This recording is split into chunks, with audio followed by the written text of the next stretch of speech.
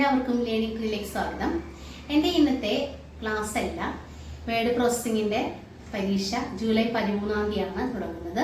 അപ്പോൾ അതിനെ സംബന്ധിച്ച് കുറച്ച് കാര്യങ്ങൾ എനിക്ക് പറഞ്ഞു തരാനുണ്ട്. ഒരു കുറച്ച് ഇൻട്രൊഡക്ഷൻ ആയിട്ടാണ് ഞാൻ വന്നിരിക്കുന്നത്.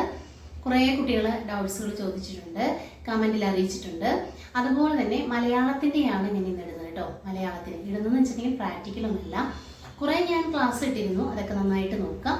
അതുപോലെ തന്നെ ഈ ഇൻട്രൊഡക്ഷൻ നന്നായിട്ട് നിങ്ങൾ ശ്രദ്ധിച്ച് പരീക്ഷയ്ക്ക് പോവുക. ഓക്കെ, എല്ലാവരോടുമായിട്ട് പറയാണ്, പരീക്ഷയ്ക്ക് എല്ലാവരും തയ്യാറെടുത്ത് കഴിഞ്ഞിരിക്കുകയാണ്. പേടി കൂടാതെ നിങ്ങൾ ചെയ്യുന്നത് പോലെ തന്നെ ചെയ്യുക. 20 മിനിറ്റ് 15 മിനിറ്റ് ഒക്കെയാണെന്ന് പറയുന്നുണ്ട്, കുറേ കുട്ടികൾ വിളിക്കുന്നുണ്ട്.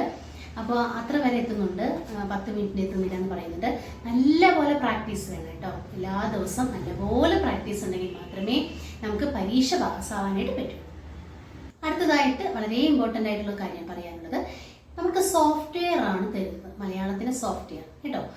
എന്താണ് സോഫ്റ്റ്വെയർ? 10 മിനിറ്റ്സിൻ്റെ സോഫ്റ്റ്വെയർ ആണ് അല്ലേ. 10 മിനിറ്റ്സിൻ്റെ മലയാളം വേർഡിലൊന്നല്ല ചെയ്യുന്നത്, എന്താണ് സോഫ്റ്റ്വെയറിലാണ് ചെയ്യേണ്ടത്.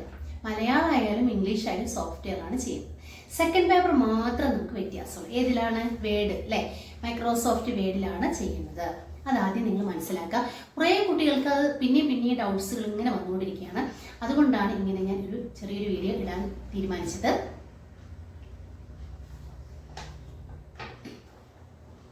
മലയാളം പാസ്സാവാനായിട്ട് കുറച്ച് ടഫാണ് അല്ലേ. അപ്പോൾ നമ്മൾ മലയാളം എന്ത് ചെയ്യണം? നല്ലോണം പ്രാക്ടീസ് ഉണ്ടെങ്കിൽ മാത്രമേ, ഞാൻ പറഞ്ഞില്ലേ നേരത്തെ, അതുപോലെ തന്നെ നല്ലപോലെ പ്രാക്ടീസ് വേണം കേട്ടോ. നെക്സ്റ്റ് ഒരു കാര്യം പറയാനുള്ളത്, കുറേ കുട്ടികൾക്ക് 20 മിനിറ്റ് എടുക്കുമെന്ന് പറയുന്നുണ്ട്, ചില കുട്ടികൾക്ക് 15 മിനിറ്റ്. അപ്പോൾ എങ്ങനെ നമുക്കൊരു 13 മിനിറ്റിലേക്ക് കൊണ്ടുവരാം? അതിനുള്ള ടിപ്സാണ് പറയുന്നത്. നിങ്ങൾ ഏത് ക്വസ്റ്റ്യൻ പേപ്പർ ആയിക്കോട്ടെ, ആ ക്വസ്റ്റ്യൻ പേപ്പർ എടുക്കുമ്പോൾ അതിനുള്ളിലെ ടഫായ വാക്കുകൾ ഒന്ന് എഴുതി വയ്ക്കുക. എന്താണ് ടഫായ വാക്കുകൾ ഒന്ന് എഴുതി വയ്ക്കുക? വീട്ടിൽ ചെയ്യേണ്ട കാര്യമാണ് ടഫായ വാക്കുകൾ. ഇൻസ്റ്റിറ്റ്യൂട്ടിലാണെങ്കിലും നിങ്ങൾ എന്ത് ചെയ്യുക? ഇൻസ്റ്റിറ്റ്യൂട്ടിൽ പിന്നെ ടൈപ്പ് ചെയ്ത് പോയിക്കോളൂ, കുഴപ്പമില്ല. അവർ ടൈമിനനുസരിച്ചാണ് നിങ്ങൾക്ക് തരുന്നത്. അപ്പോൾ നിങ്ങൾ എന്ത് ചെയ്യണം? വീട്ടിൽ പോയിട്ട് നിങ്ങൾ ക്വസ്റ്റ്യൻ പേപ്പർ കൊണ്ടുപോവുകയാണെങ്കിൽ, അല്ലെങ്കിൽ ഫോട്ടോ എടുത്ത് കൊണ്ടുപോവുകയാണെങ്കിൽ അതിൻ്റെ വേർഡുകൾ അല്ലേ, ടഫായ വേർഡുകൾ നമുക്ക് എന്ത് ചെയ്യാം? പ്രാക്ടീസ് ചെയ്യണം അല്ലേ. അപ്പോൾ ടഫായ വേർഡുകൾ ആദ്യം തന്നെ പ്രാക്ടീസ് ചെയ്യുക. ആ ഒരു ക്വസ്റ്റ്യൻ പേപ്പർ എടുക്കുകയാണെങ്കിൽ ഒരു 15 എണ്ണെങ്കിലും ടഫായിട്ടുള്ളതുണ്ട്. ആ 15 വേർഡുകൾ നിങ്ങൾക്ക് അറിയാലോ, നിങ്ങൾക്ക് ഏതാണ് ടഫായിട്ടുള്ളത്. അപ്പോൾ ഏതാണ് നിങ്ങൾക്ക് ടഫായിട്ടുള്ളത് അത് 15 എണ്ണം എഴുതി വയ്ക്കുക. ഓക്കെ, അതിനുശേഷം എന്ത് ചെയ്യുക? 3 റോ വെച്ചിട്ട് എല്ലാ ദിവസവും ടൈപ്പ് ചെയ്യുക. 3 റോ വെച്ചിട്ട് എല്ലാ ദിവസവും ടൈപ്പ് ചെയ്യുക. വേറെ ക്വസ്റ്റ്യൻ പേപ്പർ അതുപോലെ തന്നെ എടുക്കുക, അതുപോലെ തന്നെ ടഫായ വാക്കുകൾ എഴുതി വയ്ക്കുക. ഒരുപാട് പ്രാക്ടീസ് ചെയ്യുക. അതുപോലെ എല്ലാ ദിവസവും പ്രാക്ടീസ് ചെയ്യുമ്പോൾ 13-ാം തീയതിയാണ് തുടങ്ങുന്നത്. അപ്പോൾ കുറച്ചുകൂടി ടൈമുണ്ട് നിങ്ങൾക്ക്.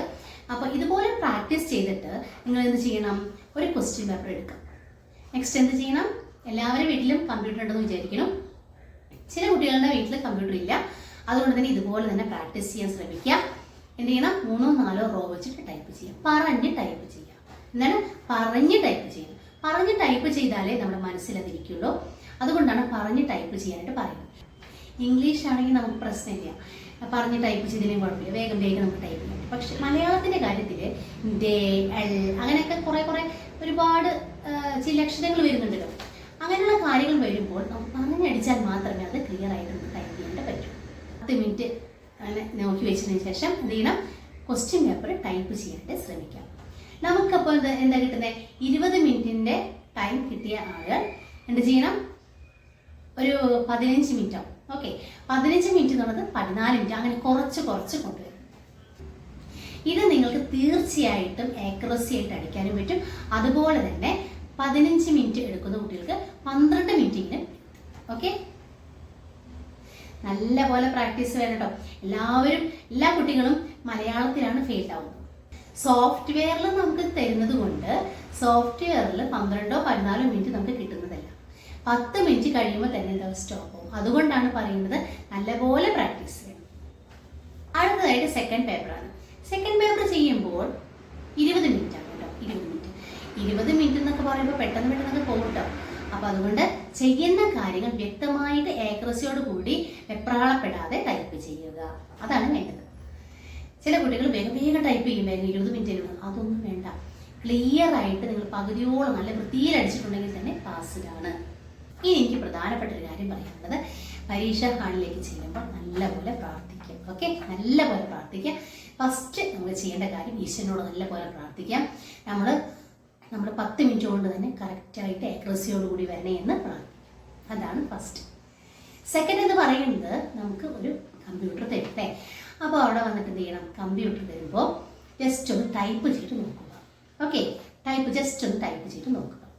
ISM ഇൻസ്ക്രിപ്റ്റോ അല്ലെങ്കിൽ ടൈപ്പ്റൈറ്റർ ആയിരിക്കും നിങ്ങൾ യൂസ് ചെയ്യുന്നത് അല്ലേ, ഏതെങ്കിലും ഒന്നായിരിക്കും നിങ്ങൾ പഠിച്ചിട്ടുള്ളത്.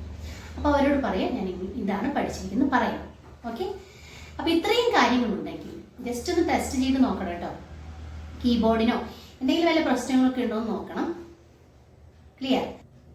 എൻ്റെ കൊച്ചു വീഡിയോ ഇഷ്ടപ്പെട്ടിട്ടുണ്ടെങ്കിൽ ലൈക്ക് ചെയ്യുക, ഷെയർ ചെയ്യുക.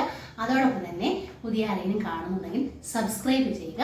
തൊട്ടടുത്തുള്ള ബെല്ലൈക്കൺ കൂടി എനേബിൾ ചെയ്യുക. എന്നാൽ മാത്രമേ നിങ്ങൾക്ക് നോട്ടിഫിക്കേഷൻ പുതിയത് കാണാനായിട്ട് സാധിക്കൂ. കോൺടാക്ട് ചെയ്യാനുള്ള നമ്പർ 9633 655 79